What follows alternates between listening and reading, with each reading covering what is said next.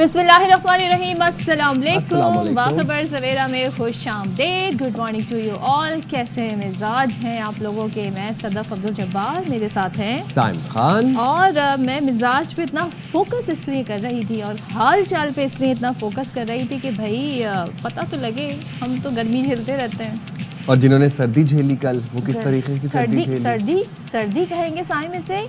मतलब एक होती है बारिश, एक होती है गरज चमक के साथ कड़ाके की बारिश, एक होती है ये मोटी मोटी बूंदें वो बरसती हैं, फिर ओले भी बरसते हैं। लेकिन अगर ओले गोलों की शक्ल इख्तियार कर लें तो फिर उसे क्या कहा जाए? ये किस तरह के ओले थे मैं भी प्रोसेस नहीं कर पाया। मतलब जब हमने फुटेज देखी, गोल्फ की बॉल के साइज़ के ओले, बल्कि गोल्फ की बॉल भी छोटी होती है, टेनिस बॉल की साइज़ के ओले, और जो तबाही मचाई, पार्किंग में खड़ी गाड़ियाँ, माल बरदार गाड़ियाँ, उसके बाद नॉर्मल एवरेज यूज़ की गाड़ियाँ, फिर उसके बाद फैसल मस्जिद के हमने देखा सारे शीशे टूट गए, फिर उसके बाद घरों की खिड़कियाँ टूट गईं, और सोलर प्लेट्स, लोगों की गाड़ियों में डेंट पड़ गए, विंड स्क्रीन टूट गई, और नोबडी वाज एक्सपेक्टिंग। क्योंकि अगर थोड़ा सा मैं रिकॉल करूं, मुझे एक्सपीरियंस हुआ इस्लामाबाद में 2016 की बात है। मैं उस वक्त वहाँ पर रिहाइश पजीर थी, जॉब कर रही थी, तो उस दौरान इस तरह के ओले पड़े थे, लेकिन वो इतने छोटे छोटे से ओले थे। हम बड़े खुश हुए थे, उन्हें हाथों में जमा कर रहे थे। लेकिन ये तो भाई ये देखें इनका साइज, और ये आपको पता है कि 10 साल बाद इस्लामाबाद ने एक्सपीरियंस किए हैं इस साइज़ के ओले और इस तरह की तबाही ओलों के बायस जो हुई है। और गुज़िश्ता रोज़ शहरियों ने ऐसे मनाजिर देखे जो पहले शायद कभी न देखे हों इस्लामाबाद में रहते हुए लोगों ने।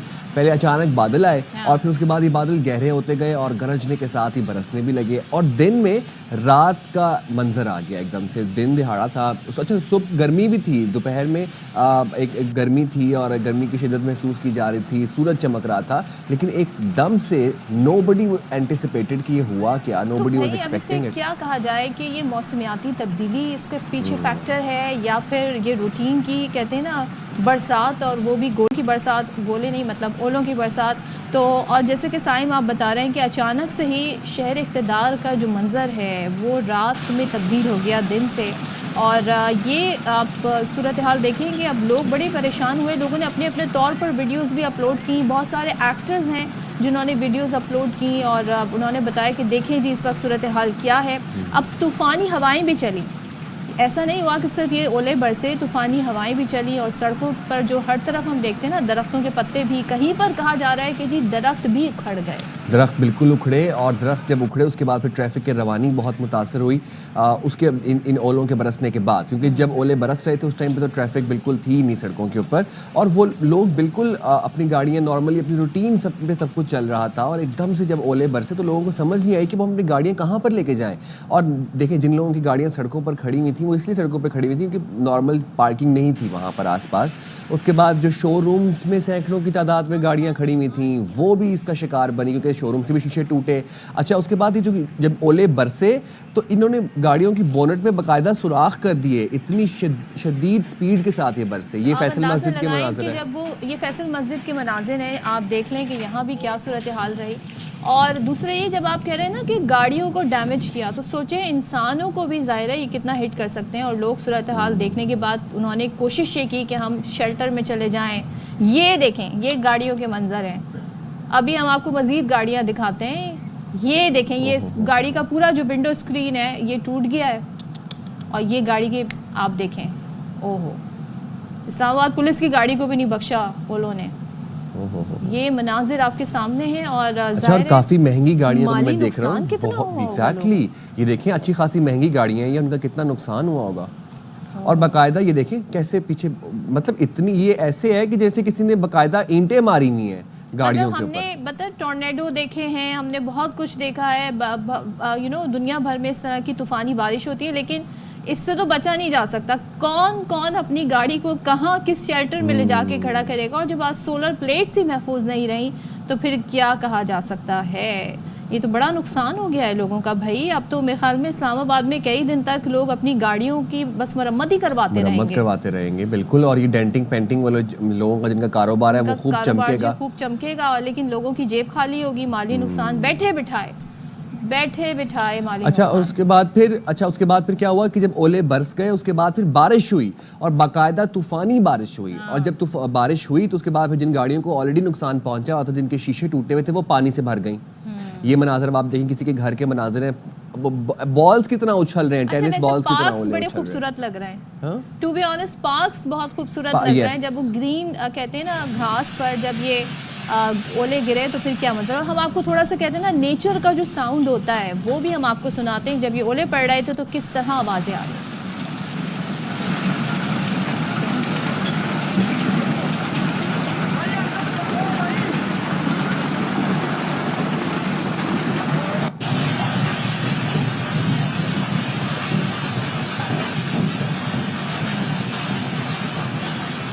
تو بھائی اب تو ہر گھر میں ہم دیکھ رہے ہیں کہ سولر پلیٹس لگی ہوئی ہیں, ہر دوسرا گھر. اور اب وہ کتنی مہنگی ہوتی ہیں, ظاہر ہے لوگوں نے اس پوری انویسٹمنٹ کی ہوتی ہے, کوئی افورڈ بھی نہیں کر سکتا. لیکن انہوں نے کہا جی بجلی کے بل ہمارے کم ہو جائیں گے تو ہم سولر پلیٹس ایک دفعہ میں ون ٹائم انویسٹمنٹ کر لیں.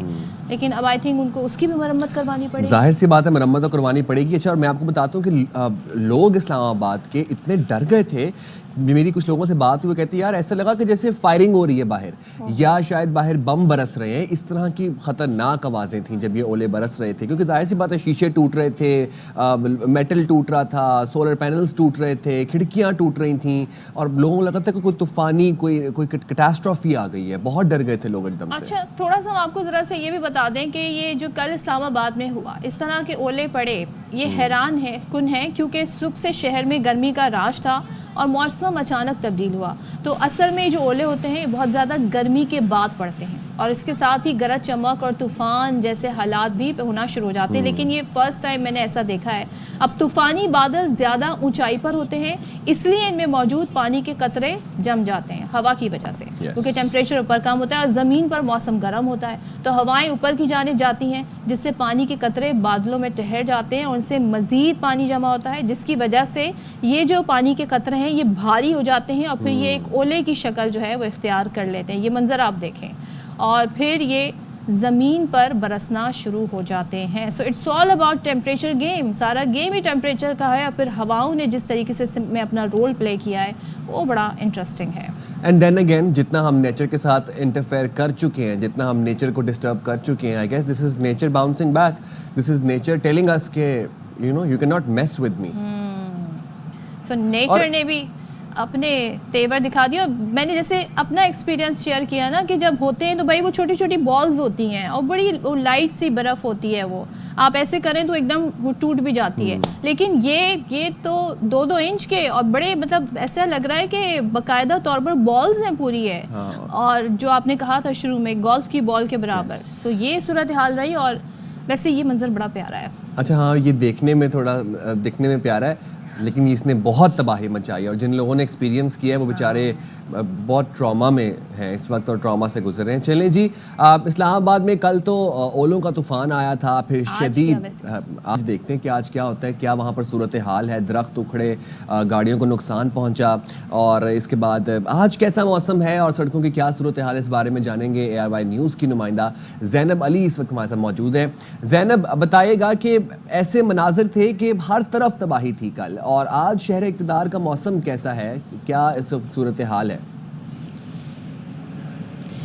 جی بالکل, کل جیسے اسلام آباد کی حالت تھی آج ایسے لگ رہا ہے کہ یہ بالکل ایک مختلف اسلام آباد ہے.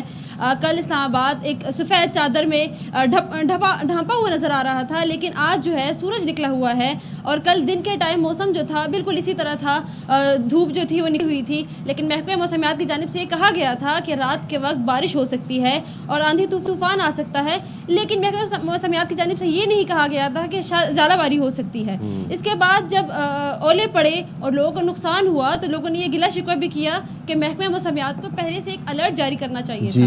اس سلسلے میں جب ARY نیوز نے محکمہ موسمیات سے بات کی تو ان کا کہنا تھا کہ ہم نے الرٹ جاری کیا تھا, لیکن انہوں نے الرٹ 4 بجے جاری کیا تھا, اور ژالہ باری جو ہے وہ بھی 4 بجے کے بعد ہی شروع ہوئی تھی. اچھا ایک زینب, ایک چھوٹی سی بات بتائیے گا, ظاہر ہے آپ نے سب چیزیں خود وٹنس کی, دیکھا, لوگوں سے بات چیت بھی کی, آپ تھرو آؤٹ رپورٹ بھی کرتی رہیں, لوگ کیا بتاتے ہیں؟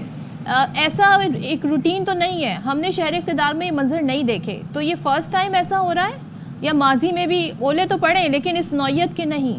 کیا کہتے ہیں لوگ؟ بالکل, آپ بالکل صحیح کہہ رہی ہیں کہ اس طرح کے اولے پہلے بھی پڑ چکے ہیں, لیکن جس طرح کل پڑے ہیں اس طرح کے پہلے کبھی بھی نہیں ہوا. گاڑیوں کو بہت زیادہ نقصان ہوا, خاص کر جو شو رومز تھے جنہوں نے اپنی نئی گاڑیاں جو ہیں باہر کھڑی کی ہوئی تھی ان کا کافی زیادہ نقصان ہوا. ایک شو روم مالک صاحب نے بات کی تو ان کا کہنا تھا کہ ہمیں مجموعی طور پر 50 سے 60 لاکھ روپے تک نقصان ہوا ہے. کچھ لوگوں نے اپنی گاڑیاں بچانے کے لیے اس کے اوپر کمبل اور رضائیاں بستر لگا دیے تاکہ گاڑیوں کے نقصان سے بچایا جا سکے. اور کچھ علاقوں میں جیسے کہ خیبر پختونخوا کے کچھ علاقوں میں سیلابی صورتحال بھی پیدا ہو گئی تھی. لوگوں کو کافی نقصان ہوا ہے اور جو گاڑیوں والوں کا خاص طور پر زیادہ نقصان ہوا ہے. اس کے علاوہ جن کے پاس گاڑیاں نہیں تھی جو لوکل ٹرانسپورٹ کے تھرو جاتے ہیں ان کو اس لیے نقصان ہوا کہ کرائے جو تھے وہ ایک دم اسلام آباد کی صورتحال کی وجہ سے بڑھ گئے تھے. Very strange. مطلب اس وقت لوگوں کو ریلیف دینا چاہیے تھا, کرائے بڑھا دیے گئے. یہ ٹپیکل پاکستانی مینٹلٹی. چلیں, بہت شکریہ زینب, آپ ہمیں کرنٹ صورتحال سے آگاہ کر رہی تھی. میں یہ سوچ رہا ہوں کہ ان گاڑیوں کے پینورامک روفس تھے وہ بھی ٹوٹے ہوں گے اور سن روفس تو ملتے ہی نہیں. مطلب پاکستان میں اگر مل جائے تو کہہ دیں گے جی یہاں پہ نہیں ہے, یہ تو باہر سے اسمبل ہو کر آئی تھی تو آپ کی گاڑی جو ہے اب سوچیں کیا کریں, لوکل سن روف ہوگا کیا ہوگا پتہ نہیں. وہ اب جب ملیں گے ظاہر سی بات ہے وہ جب باہر سے منگوائیں گے تو بہت ایکسپینسو منگوائیں گے وہ. اچھا, مجھے ایک اور بھی سوال ہے. میرا سوال یہ ہے کہ ہمیں کیوں نہیں پتا تھا اس چیز کا؟ ہم روز ڈی جی میٹ سے بات کر رہے ہوتے ہیں, ہم کسی نہ کسی سے کوئی نہ کوئی پیش گوئی لے رہے ہوتے ہیں.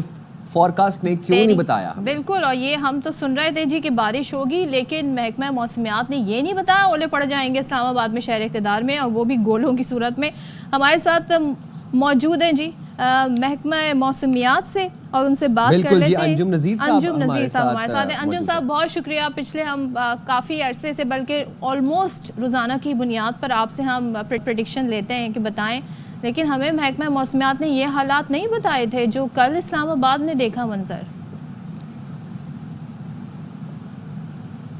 جی انجم صاحب, انجم صاحب آپ مجھے سن سکتے ہیں؟ جی ہیلو. ہاں جی انجم صاحب, آپ کو آواز آ رہی ہے؟ جی جی بالکل. تو بتائیے گا کہ بھائی آپ نے کیوں نہیں, یہ موسم دیکھنے والوں نے, جاننے والوں نے, پریڈکشن دینے والوں نے کیوں نہیں کل کے حالات بتائے پہلے سے تاکہ کچھ تیاری کر لیتے اسلام آباد والے؟ دیکھیں جی, فورکاسٹ تو بالکل تھی کہ مغربی ہواؤں کا سلسلہ جو ہے ملک کے بالائی علاقوں کو 16 تاریخ سے متاثر کرے گا اور اس کا امپیکٹ آپ نے کل دیکھا. یہاں پر میں آپ کو ایک بات مزید بتاتا چلوں, جیسا کہ آپ نے بھی بتایا تھا کہ اس جو بادل گرج چمک کے بادل ہوتے ہیں جن میں اولے بنتے ہیں, ان کا میکینزم تھا کیا ہوتا بتاتا چلوں. ایک ہوتی ہے فورکاسٹ جو کہ ہم تقریباً 24 گھنٹے سے 72 گھنٹے کے لیے دیتے ہیں. ایک ہوتی ہے ناؤ کاسٹ. اب یہاں پر پرابلم یہ ہے کہ ناؤ کاسٹ کی جو ڈسٹیمنیشن ہے وہ تھرو ہوتی ہے پی ایم ڈی کی ویدر ایپ جو کہ کسان ایپ ہے. اس پہ واضح طور پر بتا دیا گیا تھا کہ اسلام آباد میں ہیل اسٹارم ہوگا. تو بہتر ناؤ کاسٹ کے جاننے کے لیے عوام کو چاہیے کہ وہ پی ایم ڈی کی ویدر ایپ جو ہے لیکن انجم صاحب میری بات سنیں, دنیا بھر میں جب بھی کوئی نیچرل کیٹاسٹروفی آنے والی ہوتی ہے اس کو پریڈکٹ کیا جاتا ہے, اس کے بارے میں الرٹ جاری کیا جاتا ہے. اب ایسے تو نہیں ہے کہ ویب سائٹ کے اوپر اگر آپ کوئی بلاگ اپلوڈ کر دیں گے تو عوام سے ایکسپیکٹ کریں گے وہ پڑھ لیں. آپ لوگوں نے کوئی الرٹ کسی قسم کا جاری کیا تھا؟ آئی تھنک یہ بھی موسم کی کوئی سازش ہے, لیکن یو آر رائٹ, الرٹ جاری ہوتے ہیں, ریڈ الرٹ ہوتا ہے, یلو الرٹ ہوتا ہے, مختلف الرٹ کی فارمز ہوتی ہیں جو بتایا جاتا ہے کہ انٹینسٹی کتنی ہوگی, طوفان آ رہا ہے, بارش آ رہا ہے, بارش آ رہی ہے, کیسی بارش ہوں گی. لیکن پبلک جو ہے وہ صرف ویب سائٹ پہ جا کے نہیں موسم کا حال, اور وہ بھی کسان ویب سائٹ ہے کوئی جس کے اوپر انہوں نے, مجھے پہلی بار پتا چلا ہے کہ آپ کسان ویب سائٹ پہ جا کے جی موسم کا فورکاسٹ دیکھ سکتے ہیں. انجم صاحب آ گئے ہمارے ساتھ واپس. انجم صاحب بتائیے گا, میں آپ سے یہ پوچھ رہا تھا کہ اب عوام سے ہم یہ تو نہیں ایکسپیکٹ کر سکتے لوگوں سے کہ وہ کسان ویب سائٹ کے اوپر جا کے بلاگ پڑھیں گے اور محکمے کا وہ آپ لوگوں کے فورکاسٹ دیکھیں گے. آپ لوگوں کو چاہیے تھا آپ الرٹ جاری کرتے, ہمیں بتاتے, ہم لوگ لوگوں کو جو ہے وہ اس حوالے سے بالکل اویئر کرتے. جی بالکل آپ کی بات صحیح ہے, اور اس پہ باقاعدہ فورکاسٹ دیکھیے. جو یہ جو گرج چمک کے بادل ہوتے ہیں اس میں ایسا ہوتا ہے کہ آپ کا سڈن جو ہے ڈیولپمنٹ ہوتی ہے. ایک جو گرج چمک کا بادل ہوتا ہے جس کو سی بی کلاؤڈ کہتے ہیں, اس کا ٹوٹل لائف سپین جو ہے وہ 25 سے 45 منٹ کا ہوتا ہے, اور 25 سے 45 منٹ کے دوران جو ہے یہ بنتا ہے, ڈیولپ ہوتا ہے, اپنا اثر دکھاتا ہے اور ڈسپیٹ ہوتا ہے. جیسے کہ آپ نے بتایا کہ کل اسلام آباد میں ٹمپریچر بہت زیادہ تھا اور اس دوران جو ہے وہ تقریباً 36 degree centigrade maximum temperature record کیا گیا اسلام آباد میں. اور جب یہ کلاؤڈ یہ مغربی ہواؤں کے سلسلے نے اسلام آباد کو متاثر کرنا شروع کیا تو آپ نے محسوس کیا ہوگا اسلام آباد والوں نے کہ سڈن ٹمپریچر ڈراپ ہوا. تو جو اپر ایئر میں ٹمپریچرز تھے وہ مائنس میں تھے, لیس تھے, اور گراؤنڈ کے ٹمپریچر بہت زیادہ تھے. جو ٹمپریچر کنٹراسٹ بہت زیادہ ہوتا ہے تو اس طرح کی سچویشن ڈیولپ ہو جاتی ہے. تو آپ ذرا آگے کی فورکاسٹ دے دیں نا ہمیں. اب ایسے حالات تو نہیں ہوں گے دوبارہ سے, کیونکہ گرمی تو ہوگی, آنے والے دنوں میں مزید گرمی ہوگی اور اسلام آباد میں زیادہ گرمی پڑے گی, تو کیا یہی ہوگا؟ دیکھیں جی, جب گرمی زیادہ ہوتی ہے اور مغربی ہواؤں کا سلسلہ جس میں کولنگ بہت زیادہ ہوتی ہے, جب ٹمپریچر کنٹراسٹ بہت زیادہ ہو جاتا ہے تو اس قسم کی سچویشن ڈیولپ ہوتی ہے. اب میں آپ کو یہ بات بتاتا چلوں کہ یہ مغربی ہواؤں کا سلسلہ ملک کے بالائی علاقوں کو تقریباً 22 تک متاثر کرے گا. آج امکانات اسلام آباد میں کم ہے, تاہم کل سے لے کر 21 تاریخ تک اسلام آباد میں دوبارہ ایک دفعہ تو جو ہے وہ ہیٹ جو ہے وہ نکل چکی ہے اس ویدر ایونٹ کی وجہ سے. تاہم آنے والے دنوں میں بھی گرج چمک کے ساتھ بارش اور خطہ پوٹوہار کے کچھ علاقوں میں ژالہ باری ہو سکتی ہے. اچھا, ویسے انجم صاحب میرے علم میں اضافہ کیجیے گا, اس طرح کی جو یالہ باری ہے اس کی فورکاسٹ نہیں ہو سکتی؟ دیکھیں جی, اس کی فورکاسٹ بالکل ہوتی ہے, اور یہ بات فورکاسٹ میں بتا دی گئی تھی کہ اکثر علاقوں میں ژالہ باری ہوگی. جب ناؤ کاسٹ ہوتی ہے تو ایونٹ آپ کے بالکل سر پر آ جاتا ہے اور آپ کو پتہ چل جاتا ہے کہ اس میں اب انٹینسٹی زیادہ ہوگی. جیسے میں نے آپ کو بتایا تھا کہ اس کلاؤڈ کی جو لائف سپین ہے وہ کتنی دیر پہلے آتی ہے سر ہوتی ہے, اور اس کی جی وہ فورکاسٹ کتنی دیر پہلے آتی ہے جو آپ لوگ جاری کرتے ہیں؟ جی, یہ ناؤ کاسٹ ہوتی ہے, یہ ایونٹ ہونے 1 سے 2 گھنٹے پہلے دے دی جاتی ہے, جیسا کہ میں نے آپ کو بتایا کہ پی ایم کی ایپ کے اوپر 1 سے 2 گھنٹے پہلے یا 1 سے 2 ہفتے پہلے؟ 1 سے 2 گھنٹے پہلے ناؤ کاسٹ ہو جاتی ہے, یہ بھی فورکاسٹ بہت بتا ہے, دیتے ہیں. یہ بھی بہت ہے. فوری الرٹ آ جائے گا, ایٹ لیسٹ لوگ شیلٹر میں چلے جائیں گے, لوگ اپنی گاڑیوں پر کوئی پروٹیکشن لگا دیتے, سولر پینلز پہ کمبل ڈال دیتے, گاڑیوں کو اندر گیرج میں لے کے چلے جاتے, کچھ تو کرتے لوگ. یہ 2 گھنٹے بھی بہت اہم ہوتے ہیں, اور اسلام آباد چھوٹا سا شہر ہے, اتنی آبادی بھی نہیں ہے. دیکھیں بات وہی ہے کہ اگر آپ کے پاس انفارمیشن ویل ان ٹائم پہنچ جاتی ہے تو اس کے لیے آج کل سوشل میڈیا کا استعمال بہت زیادہ ہوتا ہے. جیسے ویدر ایپس ہوتی ہیں, تو پی ایم ڈی کی ویدر ایپ اگر آپ انسٹال کرتے ہیں تو وہ فوراً آپ کو پاپ اپ میسج دے دیتا ہے. میڈیا فوری سے خبر جو ہے بریک کر دیتا. اگر محکمہ موسمیات یہ الرٹ جاری کرتا تو ہمارے نمائندے ہم لوگ بالکل ایکٹیو ہیں, میڈیا فوری طور پر خبر جو ہے اور ہمیں بتا دیتے ہیں. ہم تو آپ سے روز بات کر رہے ہیں. ہمارے جو عوام ہے وہ پی ڈی ایم اے کی ایپ سے زیادہ اس چیز پہ چلتے ہیں کہ ہم مسجدوں میں اعلان کروا دیتے, اس سے بہت بہتری آ جاتی. پی ڈی ایم اے کے ایپ کے اوپر میرا نہیں خیال کہ زیادہ لوگ سبسکرائب بھی کیا ہوگا انہوں نے.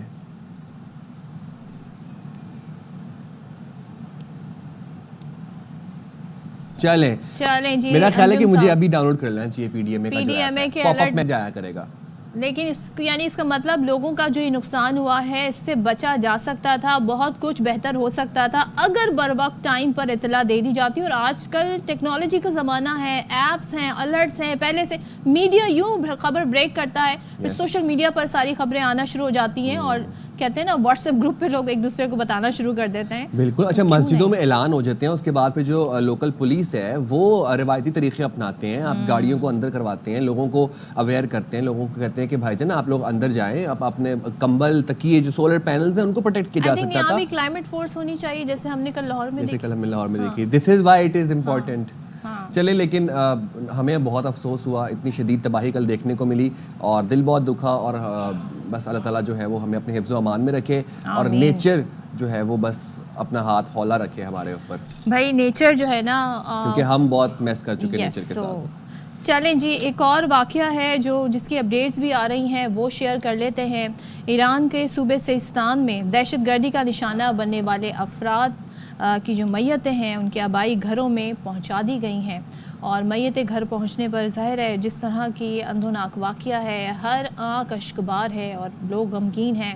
8 پاکستانی مزدور تھے جنہیں ہفتے کے دن دہشت گردوں نے ایران کے صوبے سیستان میں قتل کر دیا تھا. اب 5 جو مقتولین ہیں ان کا تعلق بتایا جا رہا ہے خانقاہ شریف سے, 2 کا احمد پور شرقیہ سے اور 1 مسافر خانے کا رہائشی تھا. اب خانقاہ شریف سے تعلق رکھنے والے 5 مقتولین کا تعلق ایک ہی خاندان سے. اب آپ اس سے اندازہ لگا لیں. اور ایک ہی خاندان سے کہتے ہیں نا پھر 4 مقتولین کی نماز جنازہ صبح 9 بجے ادا ہو گئی ہے. احمد پور شرقیہ سے تعلق رکھنے والے 2 افراد کی نماز جنازہ صبح 9:30 بجے ان کے آبائی گاؤں میں ادا کر دی گئی. تو یہ بڑے افسوسناک مناظر ہیں اور کہا تو ہے ایران نے کہ تحقیقات ہوں گی, اس بارے میں بتایا جائے گا, پاکستان سے تمام تر انفارمیشن شیئر کی جائے گی, لیکن یہ وہ واقعات ہیں کہ جن کی روک تھام ہونی بہت ضروری ہے اور اس نے پورے خطے کو نشانہ بنایا. خاص طور پہ ہم دیکھ رہے ہیں پاکستان میں بہت زیادہ جو ہے پاکستانیوں کا نقصان, اس پوری دہشت گردی اور امن کی ساری جنگ میں پاکستانیوں کا بہت نقصان. یہ وہ نوجوان ہیں جو حلال رزق کمانے کے لیے دوسرے ملک میں گئے ہوئے تھے, پردیس کاٹ رہے تھے, اور صرف اس لیے کہ محنت مزدوری کر کے اچھے پیسے کما لیں اور چند پیسے جمع کر لیں, اور ان کو پھر شناخت کر کے ان کو اس طریقے سے دہشت گردی کا نشانہ بنایا گیا. چلیں ایران کے صوبے اس وقت ایک ہی گھر میں جب میتیں آئیں 5 تو ہمارے نمائندے ہر آنکھ اشکبار ہو گئی. چودھری سلیم موجود ہیں اس وقت وہاں پر, اور ان سے جان لیتے ہیں کہ چودھری سلیم بتائے گا.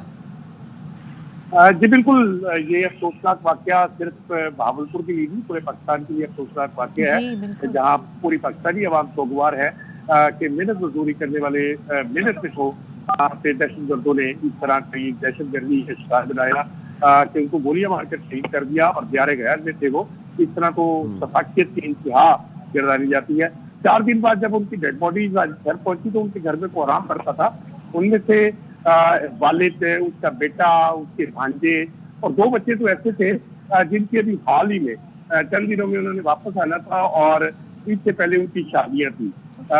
معصوم نوجوان جنہوں نے ابھی دنیا نہیں دیکھی, لیکن اپنے بچوں کے لیے, اپنے ماں باپ کو پیٹ پالنے کے لیے اور اپنے بچوں کے بہتر مستقبل کے لیے دیار غیر میں روزی کمانے کے لیے گئے تھے, لیکن دہشت گردی کا شکار ہو گئے, اور دہشت گردوں نے ان کو ان معصوموں کی جان دے دی. یہاں کے خاندان سے بہاولپور سخت شوق کے عالم میں ہے.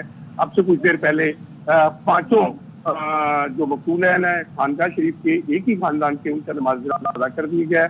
نماز جنازہ میں ہزاروں کی تعداد میں شہریوں نے شرکت کی, ضلعی انتظامیہ, مقامی سیاستدان, اراکین اسمبلی, حتیٰ کہ ایسے لوگ بھی جن کا صرف پاکستانیت کا رشتہ ہے, شہر کا رشتہ ہے, وہ بھی جنازے میں شریک ہوئے. یہاں پہ سوگ کا عالم ہے, ہر آنکھ اشکبار ہے, اور ہر آدمی ہی رنجیدہ ہے. ایسے لگتا ہے جیسے ان کے اپنے کی ڈیتھ ہو گئی ہو, ان کے اپنے کو موت کی نیند سلا دیا گیا ہو.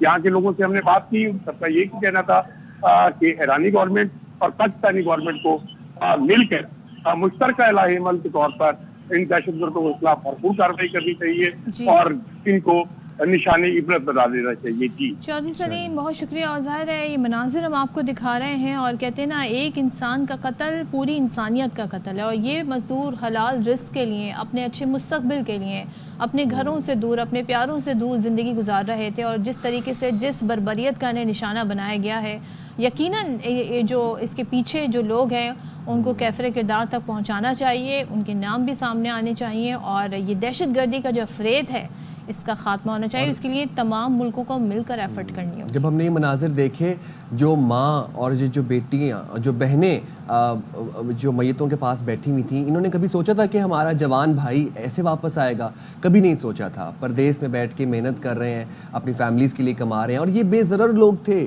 یہ ہارملیس لوگ تھے, یہ نوجوان تھے, صرف اور صرف رزق کمانے کے لیے, اپنی فیملی کو سپورٹ کرنے کے لیے. کیا 50,000 60,000 70,000 یہ کمانے کے لیے اب دیار غیر گئے ہوئے تھے, پردیس کاٹ رہے تھے, اپنی فیملیز کو سپورٹ کر رہے تھے. معصوم لوگ تھے, شرمناک حرکت کی گئی, ان کو دہشت گردی کا نشانہ بنایا گیا, اور بہت دل خراش واقعات. چلیں میں پور شرقیہ چلتے ہیں, ہمارے نمائندے عقیل مدنی ساتھ ہیں. عقیل بتائیے گا, ہم نے ظاہر ہے چودھری سلیم سے بھی بات کی, وہ ساری صورتحال پر بتا رہے تھے کہ لوگ کتنے غمگین ہیں, افسردہ ہیں. آپ وہاں سے کیا اپڈیٹس دیں گے؟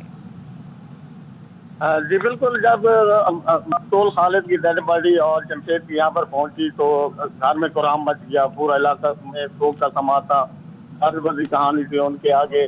جو مقتول خالد جو ہے نا, اس کا تعلق بیرامالہ پہ تھا, اور اس نے محنت مزدوری کے لیے ایران میں کام کرتا تھا, تو وہاں پہ دہشت گردی کا نشانہ بن گیا. تو اس نے سوگوار میں ایک بیٹا, ایک بیٹی اور ایک بیوہ چھوڑی ہے.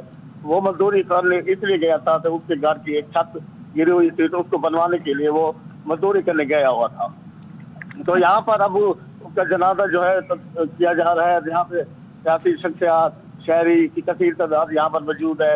इंतजामिया में से DSP, असिस्टेंट कमिश्नर वो भी यहाँ पर मौजूद है, और यहाँ पर जनाजा का आगे बैठ भी लगा दिया गया है। तो कुछ ही देर बाद यहाँ पे ना जनाजा किया जाएगा। जी ठीक है, बहुत शुक्रिया अकील। और चौधरी सलीम हमारे साथ मौजूद थे, और वो भी यही बता रहे थे कि ये मासूम लोग थे, मज़दूर थे, मोटर मैकेनिक्स थे, और सिर्फ अपनी फैमिलीज़ को सपोर्ट करने के लिए, हलाल रिस्क कमाने के लिए ईरान में मौजूद थे, जिनको दहशतगर्दी का निशाना बनाया गया। और एंड आई बिलीव कि ईरान और पाकिस्तान की हुकूमतें इसके ऊपर मौसर कार्रवाई करेंगी और इन दहशतगर्दों को ठिकाने लगाएंगी। चलें जी, यहाँ पर हम ब्रेक लेते हैं, ब्रेक के बाद वापस आते हैं।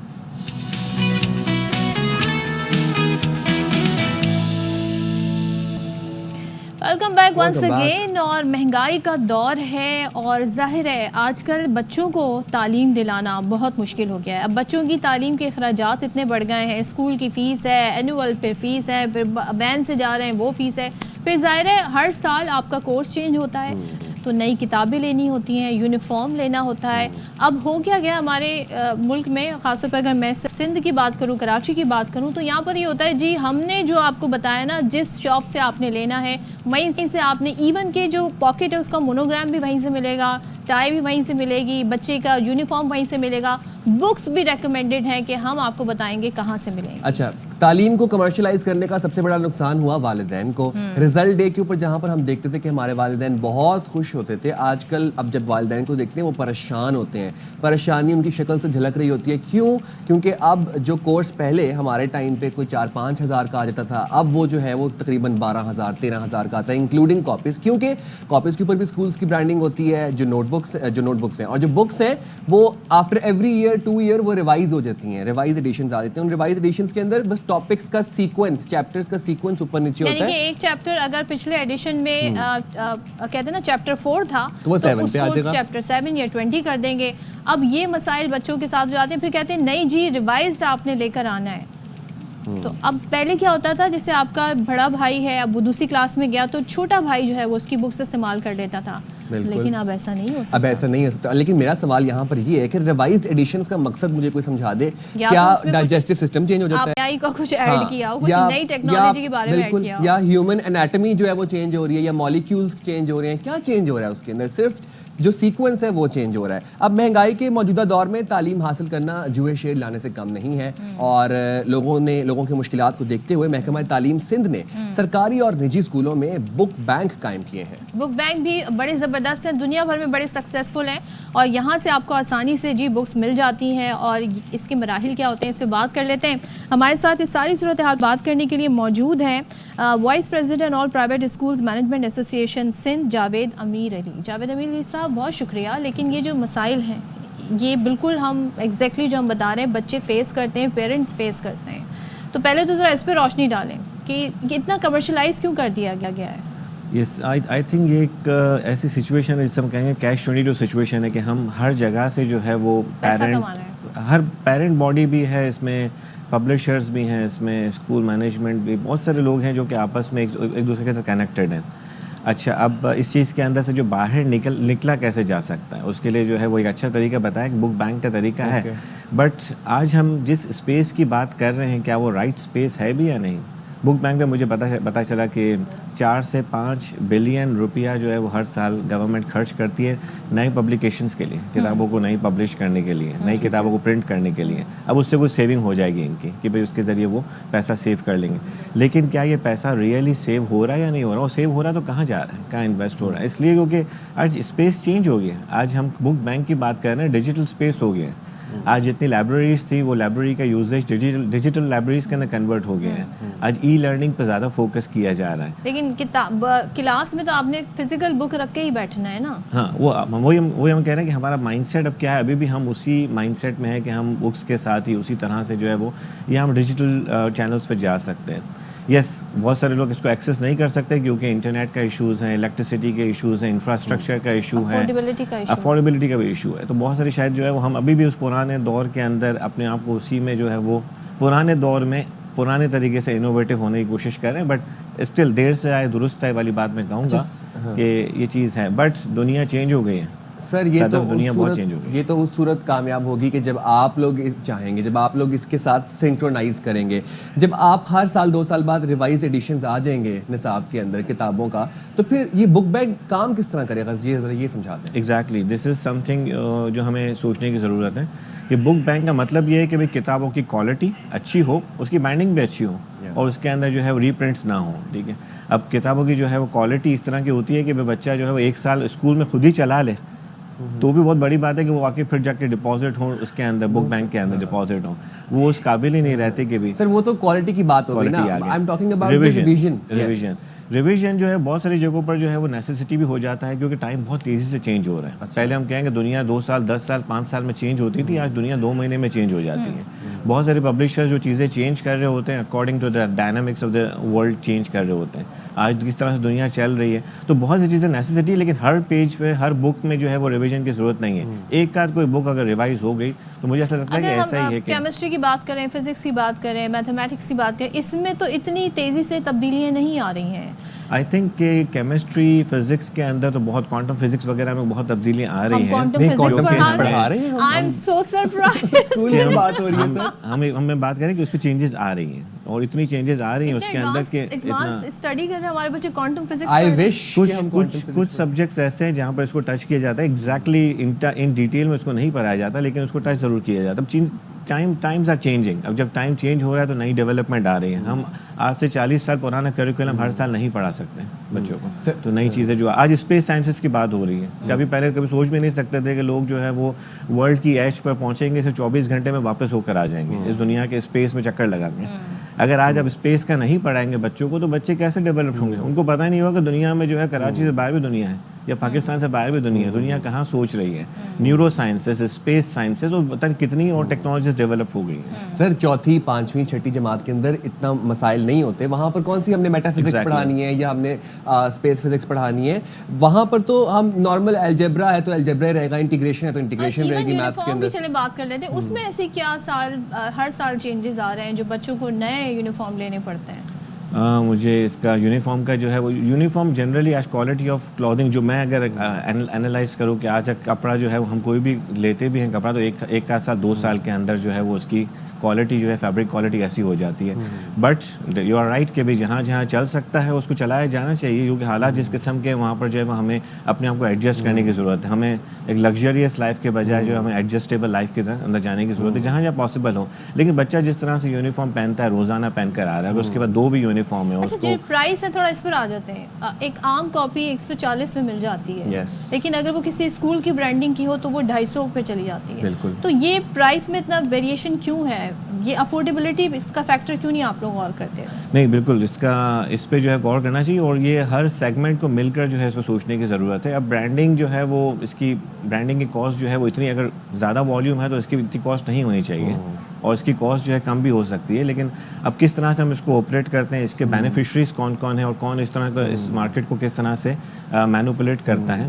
اسکولز جو ہے اس کو مینوپولیٹ نہیں کر سکتے ہیں, کیونکہ اسکولز کا تعلق جو ہے وہ ایجوکیشن دینا ہے. لیکن ہم اگر آپ کے پاس شکایتیں لے کر آئیں کہ کچھ اسکول ہیں جی کہتے ہیں ہماری آپ نے کاپیز لینی ہے, ہاں کچھ اسکولز ہیں, اب ان کے لیے کیسے دیکھیں سسٹم کے اندر ہر بندہ جو ہے وہ سگنل توڑے گا یا کچھ لوگ توڑیں گے. جو اگر کچھ لوگ توڑیں گے تو پھر ان کو آپ کو ان کے لیے ایکشن لینا ہوگا. تو سر ریگولیٹ کیے جا سکتے ہیں, بالکل ریگولیٹ کیے, اور ریگولیٹ کیے جانا چاہیے. آپ ایسوسیشن ہے, آپ اسکول پرائیویٹ اسکولز میں بچوں کو الاؤ کر دیں کہ وہ اسکولز کی برانڈنگ کے علاوہ نوٹ بکس لے کے آ سکتے ہیں.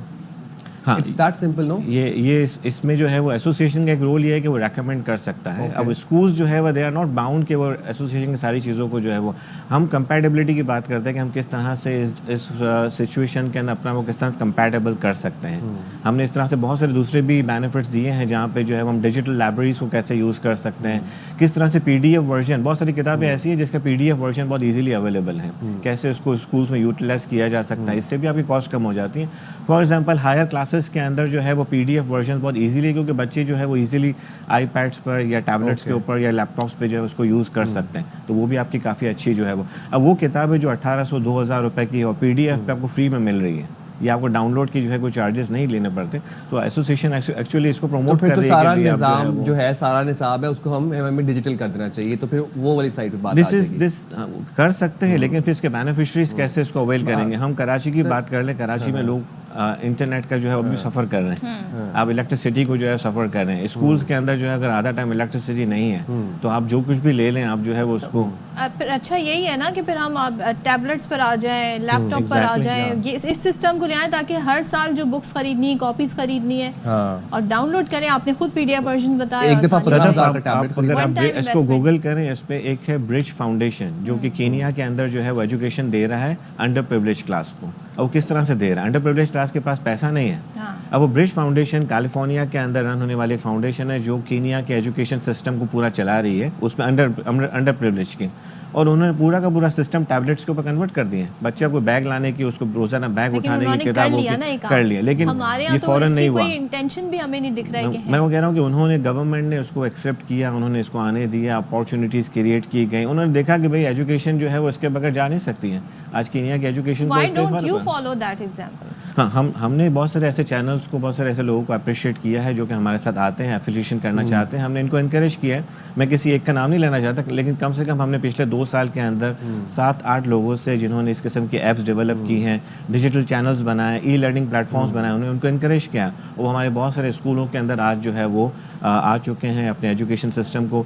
अब बहुत सारी चीज़ें ऐसी जो किताबों से बच्चा नहीं पढ़ सकता। फॉर एग्जांपल एक चैप्टर है क्लाइमेट चेंज का, ठीक है। अब ये क्लाइमेट चेंज का चैप्टर जो है वो अवेलेबल नहीं है या उसकी डिटेल्स नहीं लिखा गया, लेकिन उसके ऊपर जो है यूट्यूब बहुत अच्छी हैं, बहुत सारे अच्छे मवाद हैं जो कि डिजिटली मौजूद हैं। खान अकेडमी बहुत बड़ा अच्छा चैनल है। अब हम क्या करते हैं कि हमने जो है वो उनको, जिनको हायर किया, उन डिजिटल प्लेटफॉर्म्स को, उन्होंने जो है जितनी भी रिसर्च करके यूट्यूब वगैरह से क्लाइमेट का एक अच्छा सा चैप्टर बनाया और बच्चों को पढ़ा दिया। और बच्चों को समझ भी आया कि भाई क्लाइमेट इतनी बड़ी चीज़ है जो कि शायद हमारे पास डॉक्यूमेंटेड नहीं है, हमारा करिकुलम नहीं है, लेकिन वो हमारे पास डिजिटल प्लेटफॉर्म्स के जरिए अवेलेबल हैं। हमारे पास बहुत सारे चैनल्स हैं जिन्होंने बहुत अच्छे करिकुलम्स बनाए हैं इसके ऊपर, और वो डिजिटली मौजूद हैं। ये सजेशन तो हम आपको मशवरा दे सकते हैं, इम्प्लीमेंटेशन आपने करानी है। यानी इम्प्लीमेंटेशन स्कूल्स का काम है। एसोसिएशन जो है वो खुद ऑपरेटिंग मैकेनिज्म नहीं है, वो जो है वो आपका कोऑर्डिनेटर है। हम ये करते हैं कि स्कूल्स को जो हमारे साथ एसोसिएट होते हैं, ये सारी फैसिलिटीज़ हम प्रोवाइड करते हैं, उनको बताते हैं कि अब नया दौर आ गया, चेंज होना चाहिए, टाइम चेंज होना चाहिए। आज जो है वो स्किल्स की बात हो रही है, आपके पास स्किल्स होनी चाहिए। हमारी किताबें क्या हमें स्किल्स देती हैं।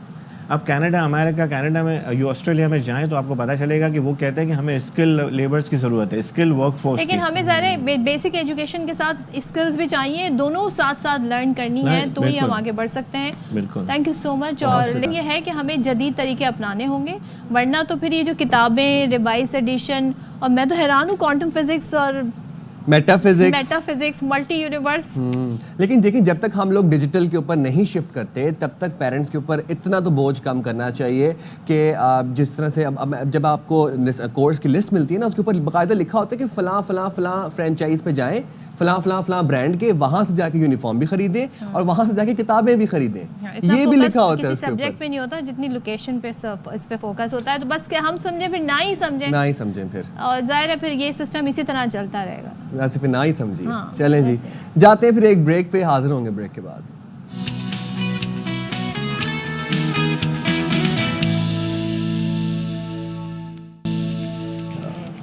Welcome back once again. हम अपनी बातें कर रहे थे ब्रेक में, हम आपको नहीं बताएंगे हम क्या स्कूल का दौर याद आ गया। हाँ, तो हम अपने कहते हैं ना अपने एक्सपीरियंस शेयर कर रहे थे।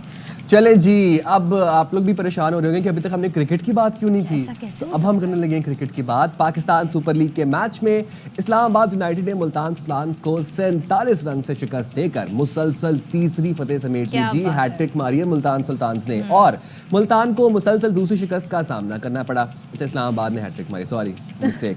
अच्छा, सुल्तान ने कोई मैच नहीं जीता है। मुल्तान सुल्तान ने कोई मैच नहीं जीता। रावलपिंडी में खेला गया मैच बारिश के बाइस 45 मिनट ताखीर से शुरू हुआ। इस्लामाबाद यूनाइटेड के बीटीएस ने पहले खेलते हुए चौकों छक्कों की बरसात कर दी और 6 विकेटों के नुकसान पर 200 रन बनाए। अच्छा, एक बार फिर से साहबजादा फरहान, उन्होंने बड़ी ज़बरदस्त परफॉर्मेंस दी है। उन्होंने जी हाफ सेंचुरी स्कोर की और 35 गेंदों पर की। उन्होंने 53 रन बनाए। मनरो की बात करें, उन्होंने 25 गेंदों पर 48, हैदर अली ने 16 गेंदों पर 33 और जैसन होल्डर ने 14 गेंदों पर 32 रन बनाए। तो ज़रा बैटिंग देखते हैं इस्लामाबाद की और साहबजादा फरहान की बैटिंग देखते हैं एक बार फिर से। अच्छा, और मुल्तान का आगाज़ अच्छा नहीं हुआ और सिर्फ 3 रन पर पहली विकेट गिर गई उनकी। इसके बाद रिजवान और उस्मान ने स्कोर 62 रन तक कुछ खींचने की कोशिश की। उस्मान 31 रन बनाकर आउट हुए, लेकिन उनके बाद कोई बड़ी पार्टनरशिप कायम नहीं हुई। अच्छा, ये भी मसला है ना फिर। उस्मान का एक जगह लगा कि वो आउट हो गए थे, लेकिन जो आजम खान स्टंप पर मौजूद थे विकेट कीपर, उन्होंने कोई अपील नहीं की, तो ये बड़ा एक कॉन्ट्रोवर्शियल सूरत हाल बन गई थी। वरना उस्मान इससे पहले ही आउट हो जाते, तो उन्हें एक ऐसे ही, आई डोंट नो अब इस पर कितनी बहस होगी, क्या होगा। कोई देखे ना देखे, हम देख रहे हैं। अच्छा, विकेटें दिखाते हैं जी किस तरीके से टाइम टू टाइम वक्फे से विकेटें गिरना शुरू हुई। चलें जी, और वैसे आज कोई मैच नहीं है, और फिर अब जो मैच होना है वो होना है कराची किंग्स और कोयटा ग्लैडिएटर्स। कराची एक मैच जीता है, एक मैच हारा है, अब देखते हैं कल क्या होता है। चलें जी, नुमाइंदा खुसूसी शाहिद हाशमी साहब हमारे साथ मौजूद हैं, इस हवाले से उनसे बात कर लेते हैं। शाहिद साहब, बहुत शुक्रिया, आपने हमारे प्रोग्राम के लिए वक्त निकाला। मुल्तान का कैसा टाकरा हुआ, मुल्तान ने बैटिंग में कहाँ गलतियाँ की, ज़रा इस पर थोड़ी रोशनी डालिएगा शाहिद साहब। देखिए, बैटिंग से ज़्यादा तो उन्होंने बॉलिंग में गलतियाँ की और 5 ओवर में 72 रन कंसीड कर दिए, यानी 15 ओवर में इस्लामाबाद का स्कोर 130 रन था, वहां से 72 रन जो बने वो कॉस्टली पड़ गए मुल्तान सुल्तान को। फिर मुल्तान सुल्तान को, जैसे आप अपनी तस्करा कर रहे थे, एक ही बड़ी पार्टनरशिप हुई रिजवान और उस्मान खान के दरमियान, और कोई भी पार्टनरशिप नहीं हो सकती। तो जब तक आप 2-3 पार्टनरशिप नहीं करते, या तो एक बड़ी पार्टनरशिप हो या 2-3 छोटी छोटी पार्टनरशिप हो, तब आप इतना बड़ा स्कोर चेस कर पाते हैं। तो मुल्तान की पार्टनरशिप नहीं लगी, जो उनके फॉरेन प्लेयर्स हैं वो इतना स्कोर नहीं कर सके, इसलिए बड़े मार्जिन से मैच हार गया। वो 2 मैच हार चुके हैं। उन्होंने 235 रन चेस करवा दिए और 202 रन करके इसके सामने में टारगेट भी चेस नहीं कर। तो शायद साहब, रिजवान के साथ आपको लग रहा है टॉप ऑर्डर में एक बैटर कम है, या उनकी कहते हैं ना कोई कॉम्बिनेशन नहीं बन पा रहा है, क्या मसला क्या आ रहा है बैटिंग लाइनअप में मुल्तान सुल्तान की? उन्होंने ये एडमिट किया रिजवान ने पोस्ट मैच प्रेस कॉन्फ्रेंस में कि हम अपने सही 11 का इंतखाब नहीं कर सके। T20 में ये बहुत ज़रूरी है कि आप पहले तो सही 11 का इंतखाब करें, 4 आपको फॉरेनर्स आपको चूज़ करने होते हैं, फिर उन 11 को सही तरह से इस्तेमाल करें। तो रिजवान ने एडमिट किया कि दोनों मैचेस में ये नहीं कर सके, उनको तब्दीली करनी पड़ेगी, किसी और प्लेयर को लेके आना पड़ेगा अपने टॉप 11 खिलाड़ियों में। शाहिद भाई, साहिबजादा फरहान की अगर हम बात करें, वो बड़ा इम्प्रेस कर रहे हैं, उनके बारे में भी ज़रा बताएं। पेशावर के खिलाफ उन्होंने 106 रन स्कोर किए थे और फिर हमने देखा कि 35 गेंदों पर उन्होंने 53 रन बनाए कल। तो उनकी कौमी टीम में जगह बन सकती है? क्यों नहीं, रेगुलर बिल्कुल बन सकती है, लेकिन रेगुलर उनको चांस देना पड़ेगा। वो तकरीबन पिछले 5-6 साल से तीनों फॉर्मेट में, first class, फोरडे matches, white ball, one day cricket और T20 सब में स्कोर कर रहे हैं, लेकिन उन्हें चांस मिला बड़ी मुश्किल से। 2018 में जाके 3 T20 उन्हें खिलाए, फिर उन्हें बाहर कर दिया गया। फिर 6 साल बाद यानी 2024 में उन्हें सिर्फ 2 मैच मिले T20, और वो उनके नंबर पे उनको बैटिंग के लिए नहीं भेजा गया। पहले एक मैच में 5वें नंबर पे, फिर एक मैच में 7वें नंबर पे, जब 2 या 3 गेंदें रह गई थी, तो वो कुछ अपनी एबिलिटीज शो नहीं कर सके इंटरनेशनल क्रिकेट में। फिर इस साल के एंड में, जो पिछला साल था उसके एंड में, 4 T20 मिले, 3 ऑस्ट्रेलिया में और 1 जिम्बाब्वे में।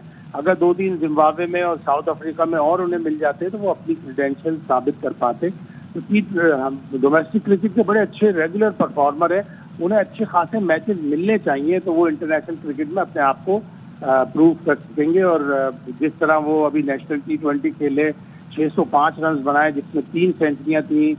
PSL के पहले मैच में सेंचुरी बनाई, यहाँ पे एक मिस सेंचुरी बनाई, तो उन्हें रेगुलर चांस मिलना चाहिए और जरूर क्रिकेट में कामयाब होंगे। Thank you so much Shahid Hashmi हमारे साथ थे। और भाई मैं तो कहती हूँ साइम फखर जमान को ओपनिंग करनी चाहिए, फिर साहबजादा फरहान को रखना चाहिए। ये मेरी टीम, मैं ऐसा ऐसा टीम बना रही हूँ, और भी मैं ऐड करती जाऊंगी, फिर मैं 11 खिलाड़ियों की टीम आपके सामने पेश करूँ इंशाल्लाह। चलिए जी, हम जाते हैं एक ब्रेक पे, हाजिर होते हैं ब्रेक के बाद।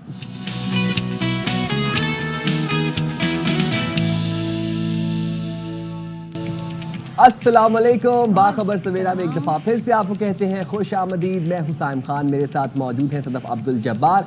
हम एक दफ़ा फिर से आ गए हैं आपकी सवेरे को बाखबर बनाने के लिए। पूरे दुनिया से, पूरे मुल्क से खबरें लेकर, अपनी खबरों का पलंदा लेकर आ गए हैं। और हम कोशिश ही होती है, कोशिश ही करते हैं कि आपको आपके दिन का आगाज़ बहुत शानदार और बहुत अपडेटेड रखें। उम्मीद करते हैं आपका दिन का आगाज़ बहुत खुशगवार हुआ होगा। अगर नहीं भी हुआ तो आपको फार्मूला पता है, बस वो आपको पता है, मैं रोज बताता हूं। आप बता दिएगा। फार्मूला इससे पहले मैं लोगों को अपडेट, आपने कहा कि क्योंकि हमारा है ही बाखबर सवेरा तो अपडेट कर देते हैं। तो हाँ जी, वो फार्मूला दोबारा से वो फार्मूला जी ये था कि आपने परेशान नहीं होना। Sit back, take a deep breath, have a nice coffee and start planning your day short term. और यू कैन हैव चाय इफ यू लाइक चाय। तो अच्छा, आपको पता है कि हम अपने प्रोग्राम में डेली जो भी आलमी दिन होता है उसको सेलिब्रेट करते हैं, उसके हवाले से आपको आगाही देते हैं, अवेयरनेस फैलाते हैं।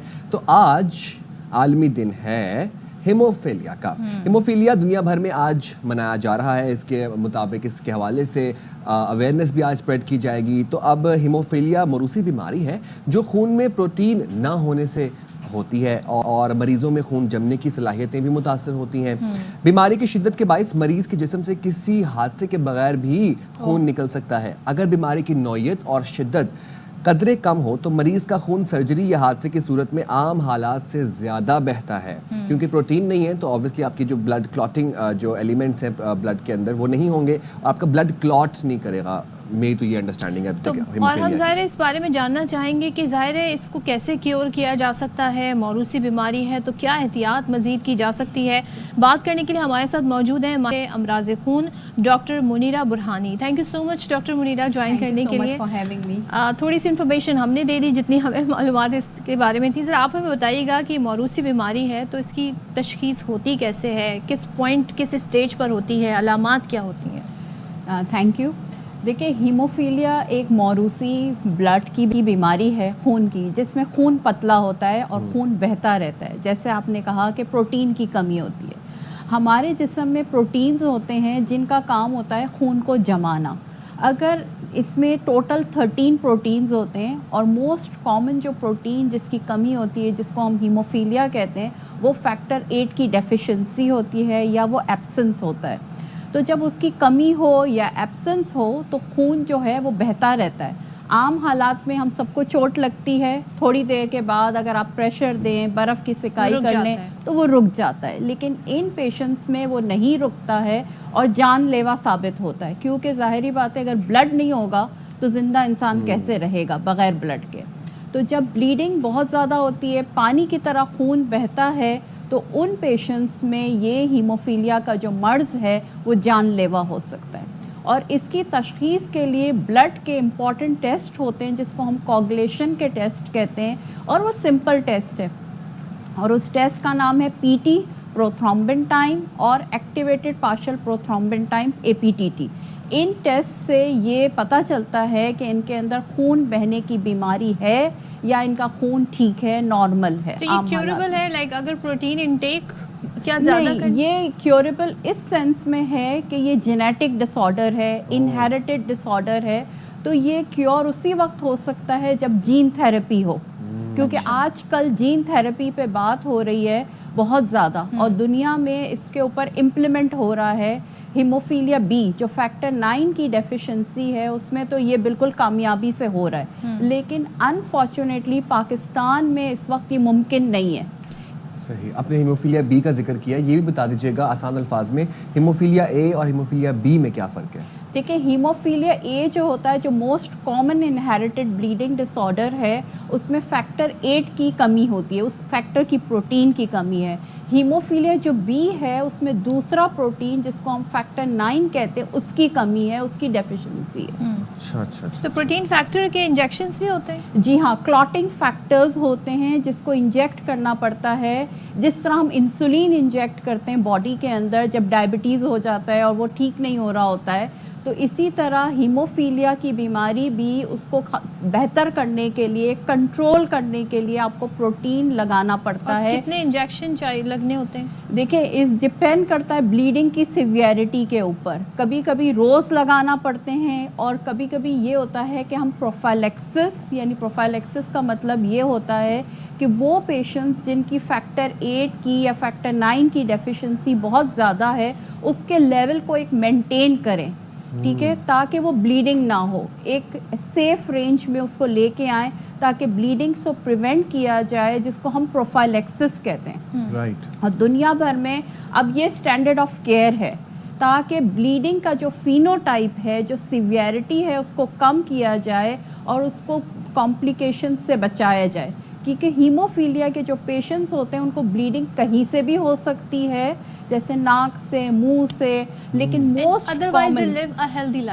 موسٹ کامن ان کی جو جوائنٹ بلیڈز ہیں بچوں میں خاص طور پہ، اگر یہ بار بار ہوتے رہیں تو ان کے جوائنٹس خراب ہو جاتے ہیں. اسی کو پریونٹ کرنے کے لیے ہم پروفائلیکسس دیتے ہیں، اور اگر یہ دیں تو یہ نارمل زندگی گزار سکتے ہیں، ادروائز نہیں گزار سکیں گے. یہ بات سمجھائیے گا کہ یہ جو بلیڈنگ ہے یہ وداؤٹ انجری بھی ہو سکتی ہے؟ بالکل وداؤٹ انجری بھی ہو سکتی ہے. اور انٹرنل ہے کہ ایکسٹرنل ہے؟ دونوں ہو سکتی ہے، دونوں ہو سکتی ہے، کیونکہ دیکھیں پروٹین کی کمی ہوگی تو ظاہری بات ہے کہیں سے بھی بلیڈنگ ہو سکتی ہے. جیسے ہمیں یہاں سے کہیں بلیڈ ہوتا ہے تو ہمیں نشان پڑ جاتے ہیں، بروز کہتے ہیں. ان پیشنٹس میں کیونکہ وہ پروٹین کی کمی ہے تو وہ نشان بھی پڑتے ہیں، انٹرنلی بھی بلیڈنگ ہوتی ہے، ایکسٹرنلی بھی ہوتی ہے. لیکن اگر کسی کپل میں آئیڈینٹیفائی ہو سکتا ہے؟ بالکل ہو سکتا ہے. فیملی اسکریننگ ہوتی ہے، جینیٹک ٹیسٹنگ ہوتی ہے، خاص طور پر پریگننسیز میں تو یہ ہوتی ہے، اس اویلیبل پاکستان میں، تاکہ ہم پریونشن کی طرف جا سکیں. اس کی کیا ہے؟ دیکھیں پریونشن یہ ہے کہ اگر کسی فیملی کو پتہ ہے کہ ہماری فیملی میں ہیموفیلیا ہے یا کوئی بلیڈنگ ڈس آرڈر ہے، تو پریگننسی میں شروع کے ہفتوں میں، یعنی 10 سے 12 ویکس کے اندر ہم سیمپلنگ کرتے ہیں. جس طرح ہم تھیلیسیمیا کے پریونشن پہ بات کر رہے ہیں، اسی طرح ہیموفیلیا یا بلیڈنگ ڈس آرڈرز میں بھی ہم ٹیسٹ کرتے ہیں اور پتہ لگاتے ہیں کہ آنے والے بچے میں یہ بیماری ہے یا نہیں ہے. رائٹ. اور آپ جو لوگ ہیموفیلیا سے سفر کر رہے ہیں ان کے لیے کیا احتیاطی تدابیر ہو سکتی ہیں؟ دیکھیں سب سے بڑی چیز یہ ہے کہ ان کے لیے دوائی ہونی چاہیے، فیکٹر کانسنٹریٹس ہونے چاہیے. اسپیشلی پاکستان میں اس میں رجسٹرڈ پروڈکٹس کی بہت کمی ہے. تو میری یہ گزارش ہوگی اس پروگرام کے توسط سے کہ یہ جو فیکٹر کانسنٹریٹ ہے، جو ان کی مین دوائی ہے، وہ ایزیلی اویلیبل ہونی چاہیے، اس کی کاسٹ کم ہونی چاہیے تاکہ تمام پیشنٹس وہ یوز کر سکیں. کیونکہ پاکستان میں یہ اویلیبل نہیں ہے، ٹھیک ہے، تو ہمیں یہاں پہ بلڈ پروڈکٹس پہ یعنی پلازما پروڈکٹس پہ ریلائی کرنا پڑتا ہے اور اس کی ٹرانسفیوژن کرنی پڑتی ہے تاکہ ان کی بلیڈنگ کو روکا جائے. تو اندازاً ویسے کتنے پیشنٹ ہیں پاکستان میں اس سے متاثر؟ پاکستان میں اس وقت جو رجسٹرڈ پیشنٹس ہیں وہ 5000 ہیں ہیموفیلیا کے. لیکن اگر ہم عالمی ادارے جس کو ہم ورلڈ فیڈریشن آف ہیموفیلیا کو دیکھتے ہیں، ان کا جو سروے ہے، ان کے پریولنس کے حساب سے دیکھا جائے کہ ہر 17 کیسز یعنی ہر 1000 اس پہ کیسز کے اوپر ایک 17.1 اس کا پریولنس ہے. تو اس حساب سے پاکستان میں کم از کم 20 سے 25 ہزار پیشنٹس ہونے چاہیے ہیموفیلیا کے. رائٹ. لیکن ہمارے یہاں چونکہ ڈائگنوسس نہیں ہے، لوگوں میں اویئرنیس نہیں ہے، انڈر ڈائگنوسس ہے، پراپر لیبز نہیں ہے، تو اس وجہ سے صرف ہمارے پاس اس وقت 5000 کی تعداد. لیکن آپ نے بڑی ہمیں ویلیوبل انفارمیشن ہمارے ساتھ شیئر کی. Thank you so much doctor Munira Burhani ہمارے ساتھ تھی. اور بھائی آپ یہ دیکھیں کتنا ضروری ہوتا ہے آپ اپنی فیملی ہسٹری کے بارے میں جاننا، اور اسکریننگ از ویری امپورٹنٹ، اور اینول ٹیسٹ کرانا بہت ضروری ہوتے ہیں. اور ہر بیماری کا علاج جب آج کل موجود ہے تو وائی ناٹ، کیوں نہیں اپنے آپ کو ان بیماریوں سے بچانے کی کوشش کی جائے. تو یہ صورتحال ہے.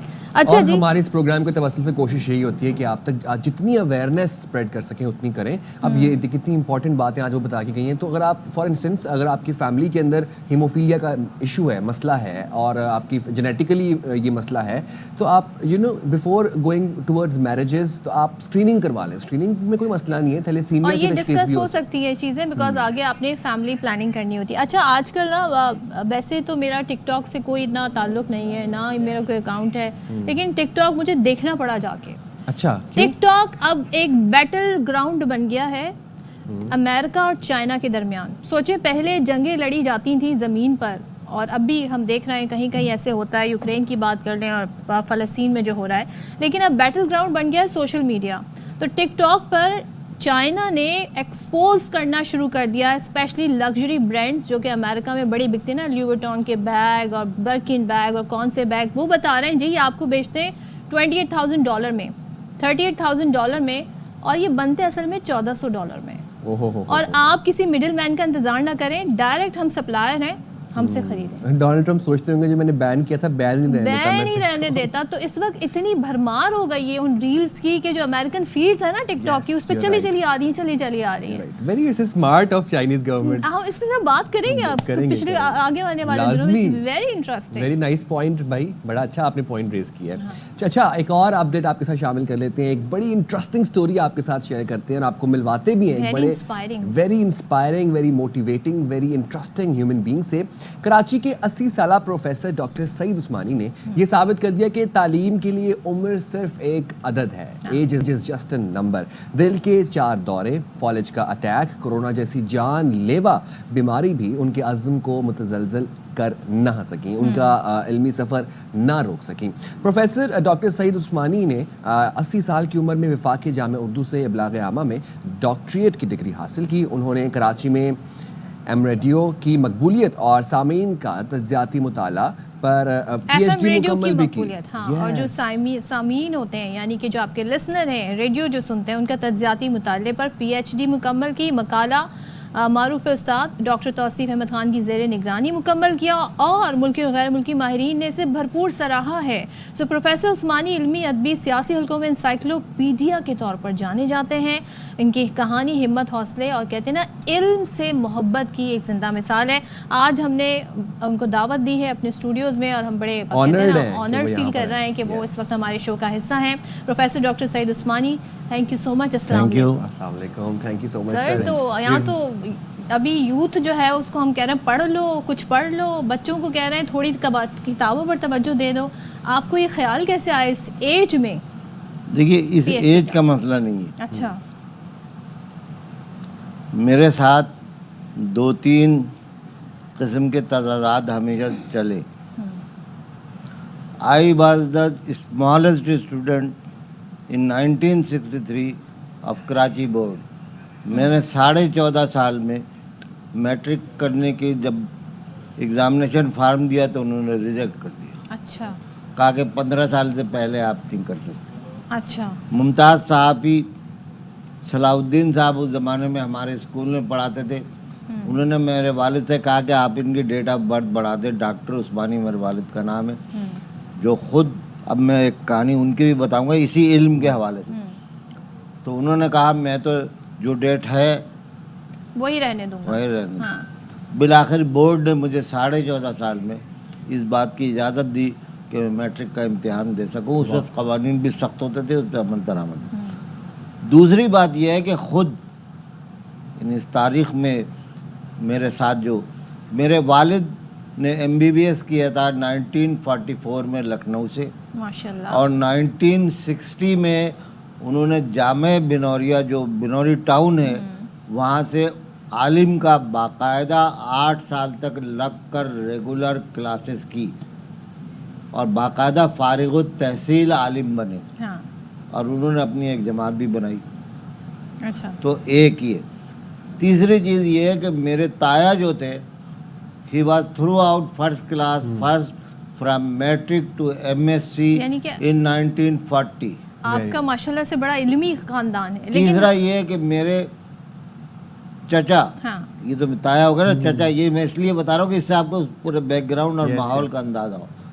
میرے چچا جو تھے پاکستان کے پہلے سوائل میکینسٹ تھے, انجینئر. کیا بات. اچھا عثمانی صاحب, تھوڑا سا ہمارے پاس وقت کم ہوتا ہے نا, تو ہم چاہ رہے ہیں آپ کی جو اچیومنٹ ہے, جو بڑی انسپائرنگ اسٹوری, ذرا اس پر آ جاتے ہیں. یہ جو آپ نے 80 سال کی عمر میں جو PhD کیا, یہ خیال آپ کو کیسے آیا؟ دیکھیے پہلی بات تو یہ کہ عمر کا تعلیم اور علم کے حصول سے کوئی تعلق نہیں ہوتا.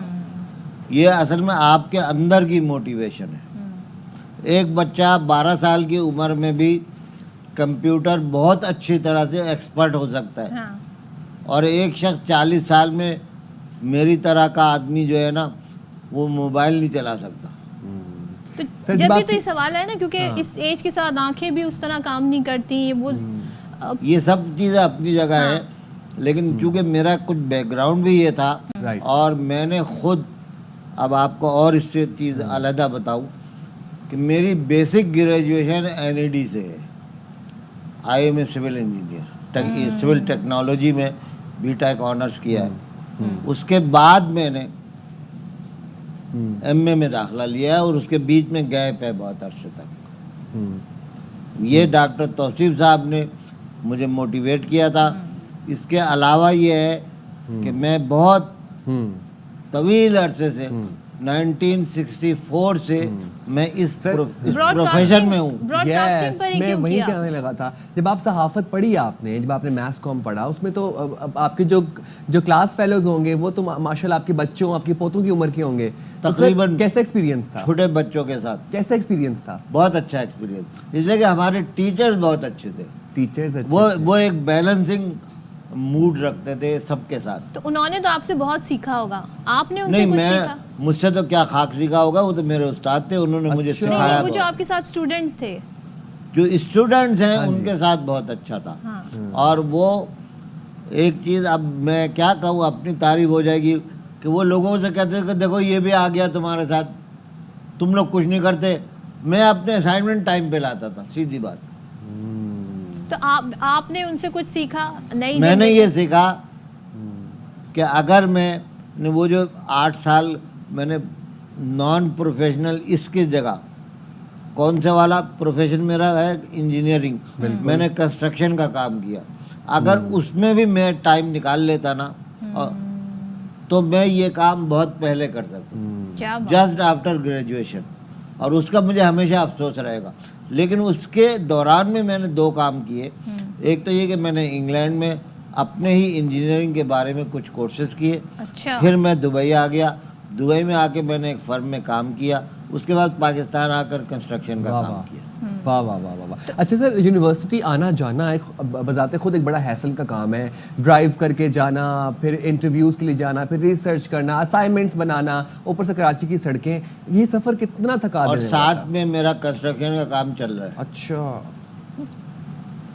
मैं ये करता था कि सुबह जल्दी चला जाता था ठीक अच्छा। है। साइट पर, हाँ। शुरू में जो कुछ भी उनको हिदायत, जो कुछ काम करना है वो की। दोपहर में मैं फिर वापस जाता था, हो। फिर वापस यूनिवर्सिटी आ जाता था, और फिर अपने ये सारे आप काम ड्राइव कर लेते हैं? मैं ड्राइव कर लेता हूँ। क्या तो आप बात खुद ड्राइव करते थे? अब तो छोड़ दिए, हाँ। क्योंकि थोड़ा सा आंखों का नहीं, इस प्रॉब्लम हो रिसर्च गया। के लिए। रिसर्च के लिए तो मैंने बहुत की। सर, तो खुराक ऐसी कौन सी खुराक आप खाते हैं क्या कि मतलब अभी कीड़ा तक सिंह है? माशाल्लाह आप फिट है? मैं और कोई आप- खुराक नहीं खाता, बल्कि मैं बादाम? नहीं, मैं कोई ख़ास खुराक नहीं खाता, बल्कि मैं इलाज बजरिया तिब? हिकमत? बजरिया तिब न हिकमत, बल्कि चीज़ें कम खाता हूँ।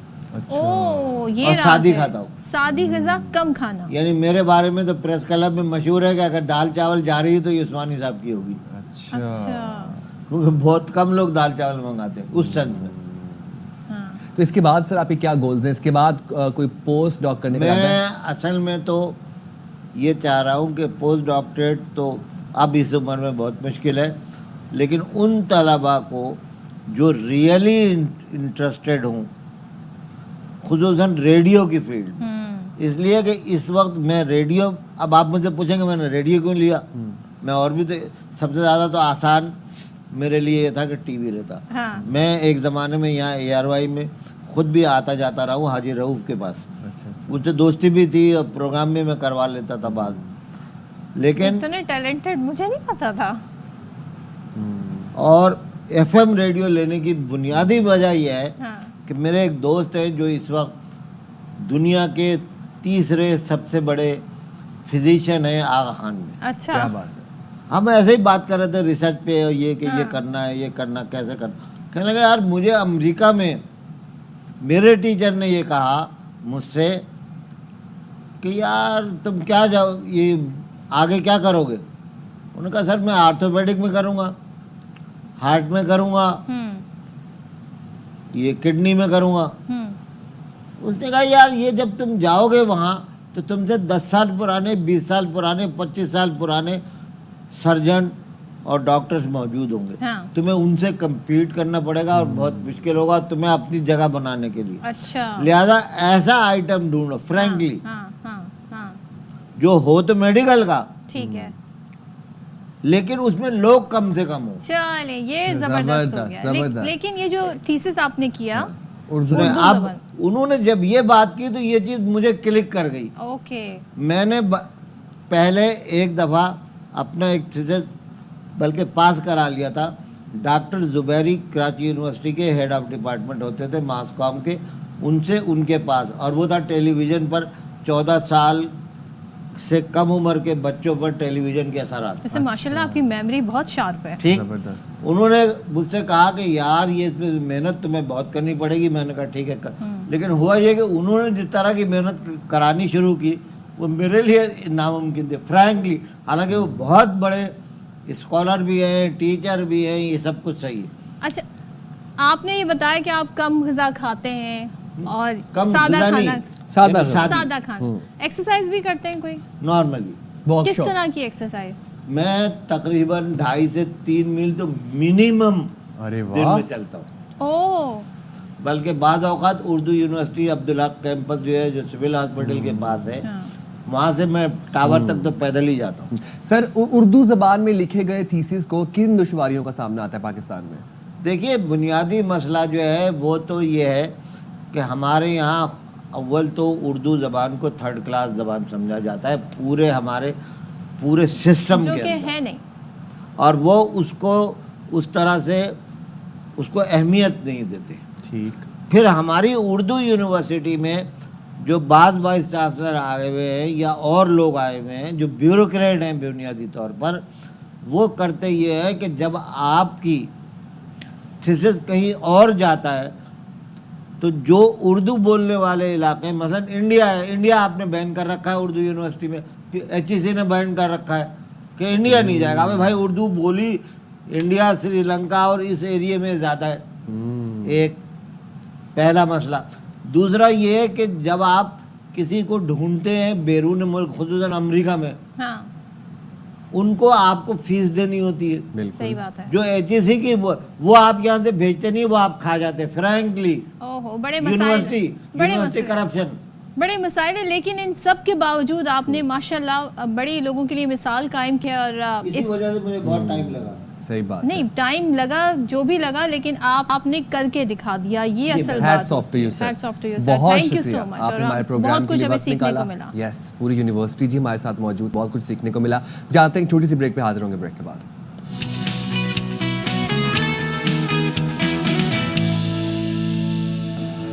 Welcome back. और जब हम बात करते हैं ओवरसीज़ पाकिस्तानियों की, तो उनका बड़ा अहम रोल है। और इसकी मिसाल ये है, पाकिस्तानी जाते हैं दुनिया भर में और हम देखते हैं कि बड़े बड़े ओहदों पर भी फाइज होते हैं, सियासत में भी हिस्सा लेते हैं, बड़ा नाम बनाते हैं। और जो हमारे ओवरसीज़ भाई बहन पाकिस्तानी हैं, वो यहाँ पर कितना पाकिस्तान की हेल्प भी करते हैं, उनकी मोहब्बत पाकिस्तान से कितनी। हमने पिछले दिनों 2 रोज़ा कन्वेंशन देखा, इस हवाले से किया गया, बड़ा सराहा गया उनकी काविशों को पाकिस्तान के लिए। तो क्या बात है। तो और बिल्कुल ऐसे ही है। आजकल जी मुलाकातें भी हो रही हैं, लॉर्ड वाजिद आए हुए हैं। लॉर्ड वाजिद आए हुए। लॉर्ड वाजिद के हवाले से आपको बताते हैं थोड़ा सा कि बरतानिया में पाकिस्तानी निजात लॉर्ड वाजिद खान वजीर बराए housing community and local government किसी तारुफ के मोहताज नहीं है। Everybody knows him. 1967 में लॉर्ड वाजिद खान के वालिद हाजी मियाँ खान इंग्लैंड आए थे। पाकिस्तान में उनका ताल्लुक तहसील खारियाँ ज़िला गुजरात से है। लॉर्ड वाजिद खान LLB करने के बाद बैरिस्टर बनने के लिए लंदन चले गए। यूरोपीय लॉ में MA किया, कई साल यूनिवर्सिटी में पढ़ते रहे और फिर सियासत का आगाज़ लेबर पार्टी के प्लेटफॉर्म से किया और फिर लैंकाशायर के इलाके बर्नले से रुकन हाउस ऑफ लॉर्ड भी तैनात हुए। चलें तो हम बात कर लेते हैं बरतानिया में पाकिस्तानी निजात लॉर्ड वाजिद खान आज बाखबर सवेरा के मेहमान हैं। तो पहले तो ये बताइएगा कि आप पाकिस्तान आए हैं, वेलकम टू पाकिस्तान। कैसा आपका ये दौरा इस वक्त जारी है और पाकिस्तान की वो क्या पसंदीदा चीज़ें हैं जो आपको ज़्यादा अट्रैक्ट करती हैं?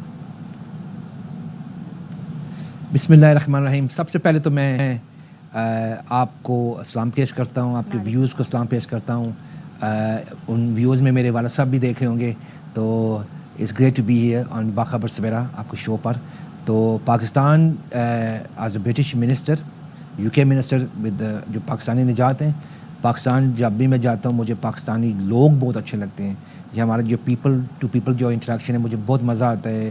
اور بالخصوص جب میں جاتا ہوں لاہور میں مثال بہت وائبرنٹ سٹی ہے, اسلام آباد کا ایک الگ مزہ ہے, کافی پیسفل سکون نائس گرینری یہاں ہے.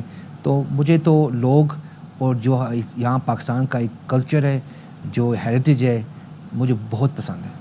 اچھا, برطانیہ تقریباً 16 لاکھ پاکستانی مقیم ہیں, کیا برطانوی معاشرے میں ان کا گہرا اثر ہے؟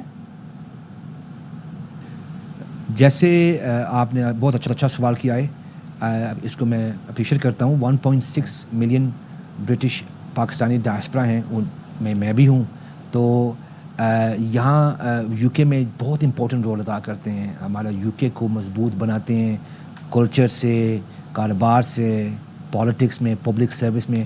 مثال NHS دیکھ لیں, پاکستانی ڈائسپرا پریزنس بہت ہی مضبوط ہے NHS میں. اور یہ ہمارا NHS ایک قومی ادارہ ہے جو تاریخی بہت ہی ہسٹوریکل گلوبلی بھی بہت لوگ اس کو اپریشیٹ کرتے ہیں. تو مجھے تو بڑا فخر ہے کہ میں ایک برٹش منسٹر ہوں وتھ پاکستانی ہیریٹیج, اور مجھے دونوں کلچر کو انڈرسٹینڈ کرنا, جیسے میں جو آپ کے ساتھ اردو بھی بول رہا ہوں, گھر میں پنجابی بھی بولتا ہوں. اور جو ہماری جو ڈائسپرا بہت ہی امپورٹنٹ لوگ ہیں جو پیپل ٹو پیپل پاکستان سے بھی کنیکٹ کرتے ہیں, آتے جاتے رہتے ہیں.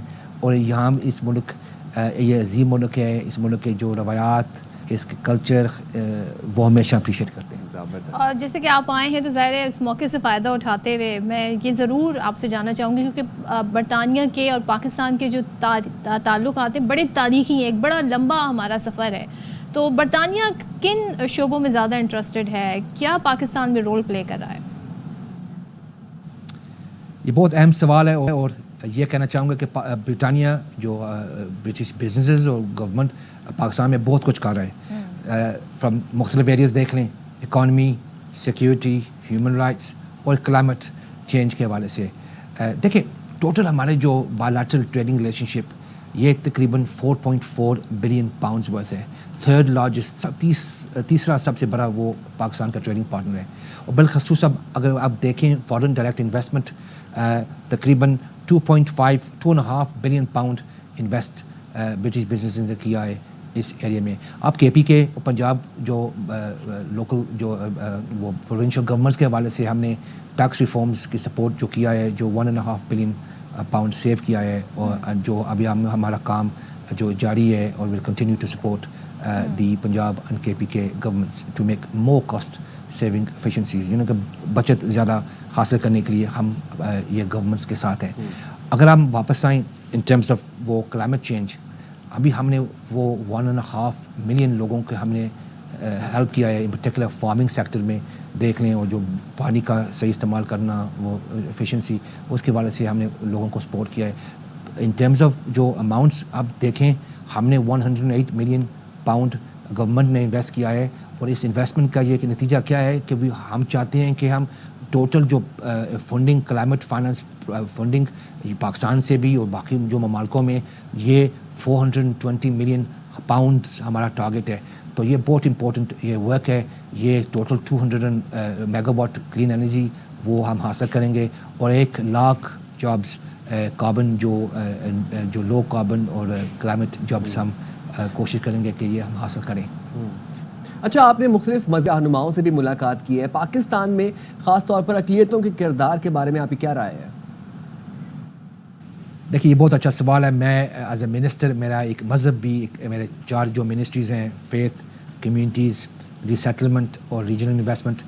فیتھ بہت بڑا حصہ ہے. میں ابھی UK جب سے میں وزیر بنا ہوں, اس ٹائم میں میں نے ابھی آج تک میں نے 87 جو فیتھ انگیجمنٹس اور وزٹس کیے UK میں. مجھے بہت اچھا لگتا ہے جب مختلف وہ مذہبوں کے ساتھ میں میٹنگ کرتا ہوں, کمیونٹیز کے ساتھ, فیتھ کمیونٹیز کے ساتھ. میں کافی کچھ سیکھتا ہوں. ابھی پاکستان میں آیا ہوں, مجھے بہت مزہ آیا. بہت اچھا لگا کہ میں فیصل مسجد بھی مجھے موقع ملا ڈاکٹر الیاس صاحب کے ساتھ وہ تبادلہ خیال. پھر میں گیا ہوں saint Joseph's cathedral, doctor Joseph Arshad, archbishop Joseph Arshad کے ساتھ بھی میرا بہت اچھا وہ انٹریکشن رہا ہے. تو یہ سیلیبریشن آف جو مختلف ریلیجنز, یہ بہت بڑا ایک ایک امپورٹنٹ اسٹیپ ہوتا ہے ایک کنٹری کے لیے. جب جو بھی ہو ان کو سیلیبریٹ کریں, ان کو ایک ساتھ کام کریں, اور ہر کسی کو اپنا مذہب ایکسپریشن جو فریڈم وہ ملنی چاہیے. اور پاکستان میں بھی دیکھ رہا ہوں انٹرفیتھ ہارمنی تعلق کے حوالے سے بہت سا کام ہو رہا ہے. تو آپ کا جو یہ کرنٹ وزٹ ہے پاکستان کا, آپ کا فوکس کن چیزوں پر ہے, کیا ہائی لائٹس ہیں اس وزٹ کے؟ دیکھیے میں نے میرا جو وزٹ پاکستان میں بہت یادگار وزٹ ہے. میں دس از دا فرسٹ ٹائم, پہلی دفعہ آیا ہوں ایز اے منسٹر, یو کے منسٹر پہلی دفعہ آیا ہوں. تو میری جو انٹریکشن سول سوسائٹی کے ساتھ, جو فیتھ لیڈرز کے ساتھ, جو وزٹس مجھے وہ موقع ملا ہے جانے کے لیے, جو مختلف جو سیکٹر کے لوگ کے ساتھ ایک گفتگو جو میرا ٹائم ہوا ہے. اور in particular as a minister, government minister, میری جو میٹنگز پرائم منسٹر کے ساتھ, ڈپٹی پرائم منسٹر کے ساتھ, انٹیریئر منسٹر کے ساتھ, ریلیجس افیئرز منسٹر کے ساتھ, اور لاء منسٹر کے ساتھ, اور باقی جو پارلیمنٹیرینز کے ساتھ ایک تبادلہ خیال ہوا ہے, جو یو کے فرینڈشپ پاکستانی پارلیمنٹری گروپ ہے.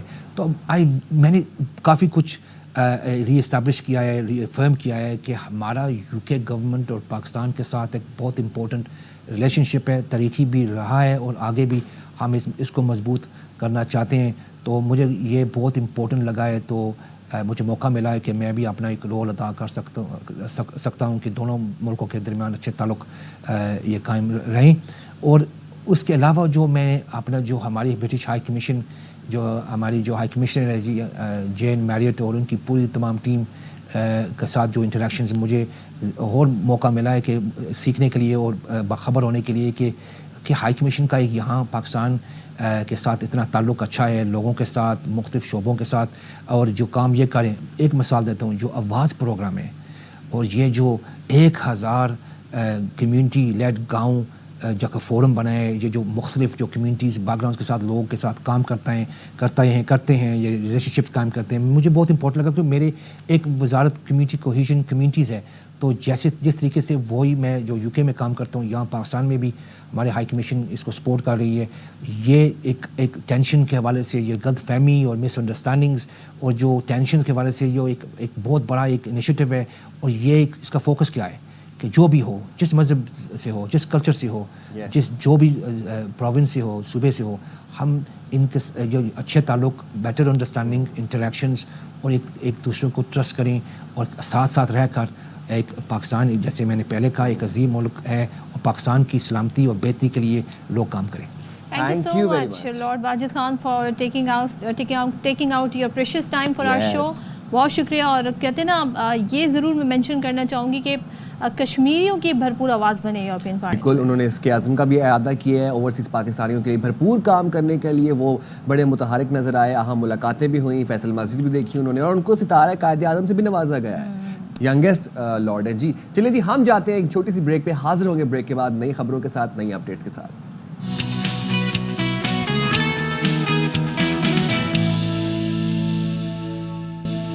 Welcome back. اور کراچی کی ٹرانسپورٹ کی اگر ہم بات کریں تو بسیں ایسی تو ہیں نہیں کہ ہم یہ کہیں کہ کسی کی نظر لگ گئی, لیکن حالات کچھ ایسے بن رہے ہیں, روزانہ ہم آپ کو کوئی نہ کوئی حادثہ رپورٹ کر رہے ہوتے ہیں. تو ابھی اللہ تعالیٰ رحم کرے اس شہر کے اوپر, اور یہاں پہ جو بڑھتے ٹریفک حادثات ہیں ان کو بس یہ کم ہو جائے کسی طریقے سے. چلیں جی, بات کرتے ہیں فٹنس کی. اور فٹنس کے لیے بہت ساری ایسی ایکسرسائزز ہیں جو آپ کر سکتے ہیں, آرام سے کر سکتے ہیں. ضروری نہیں کہ آپ جم جائیں, گھر میں بھی کر سکتے ہیں. خاص طور پہ آج ہمارا فوکس ہے آفس گوئنگ جو لوگ ہیں ان کے لیے, کیونکہ زیادہ تر انہیں آفس میں 9 to 5 جاب میں بیٹھنا ہوتا ہے. تو وہ ایسی کیا ایکسرسائز کر سکتے ہیں جس سے ان کی فٹنس برقرار رہے. اچھا جی, ہم نے فٹنس ایکسپرٹ کو بلایا ہوا آج. بالکل بلایا ہوا ہے. ہمارے ساتھ ہے, کسی تعارف کے محتاج نہیں ہے. رضوان, ویلکم بیک ونس اگین. کیسے ہیں آپ لوگ؟ ہم ٹھیک ہیں الحمدللہ. رمضان ختم ہو چکے ہیں, اب جو ہے نا بڑے مسائل ہو رہے ہیں. رمضان میں تو کہتے ہیں پتہ نہیں چلتا تھا, روٹین ڈفرینٹ ہو گئی تھی, مگر اب آپ بیک ٹو روٹین آنے میں بہت مسئلہ ہو رہا ہے. بالکل ہے, اور ابھی تک لوگ اسی موڈز میں ہیں, ابھی تک ویسے ہی کام کر رہے ہیں. اور کافی لوگ جو ہے بول رہے ہیں کہ ہم بیک ٹو روٹین ہو گئے, بٹ بیک ٹو روٹین آپ اس طرح نہیں ہوئے. آپ کام سب کر رہے ہیں, but exercise is also a part of your life, اور اس کو آپ نے چھوڑ دیا ہے تو آپ اپنی بیک روٹین پہ نہیں آئے. رضوان, سب سے پہلے ہم بات کریں گے پلانکس کی. پلانکس کتنی مؤثر ہیں, ان کی کس کے کتنا فوائد ہیں, ذرا یہ بتائیے گا. پلانک ایکسرسائز سب سے زیادہ اچھی ایکسرسائز ہے, خاص طور پہ کور کے لیے, کیونکہ کور ہم جب کہتے ہیں تو کور آپ کا फ्रंट एब्डोमिनस रेक्टस और आपके साइड ऑब्लिक्स, फिर आपके लोअर बैक, ये पूरा एक जो सिस्टम है, इंसान जब चलता उठता बैठता है तो उसका यही एक कोर सिस्टम होता है। किसी भी स्पोर्ट्स में अगर किसी भी स्पोर्ट्समैन का कोर स्ट्रांग है तो वो अपनी हर एबिलिटी को इम्प्रूव कर सकता है। तो इसीलिए कोर सबसे ज़्यादा स्ट्रांग होना चाहिए और प्लैंक सबसे ज़्यादा उसी के लिए फ़ायदेमंद है। वो आपके एक स्ट्रेंथ, बैलेंस और आपकी बॉडी का जो ओवरऑल पोस्चर है उसको बेहतर करता है। एक रफ अप्रॉक्सीमेट बताइएगा कि फॉर इंस्टेंस एवरेज किसी का अगर वेट 70 kg है, हमारे व्यूअर्स के लिए आसानी हो जाएगी समझने में, 70 kg के मर्द को या खातून को कितने मिनट का प्लान करना चाहिए? देखें 1 मिनट बिल्कुल मिनिमम साइड है, लेकिन अक्सर लोग नहीं कर पाते। तो उसके लिए जब तक आप किसी चीज़ की प्रैक्टिस नहीं करेंगे तो कर नहीं पाएंगे।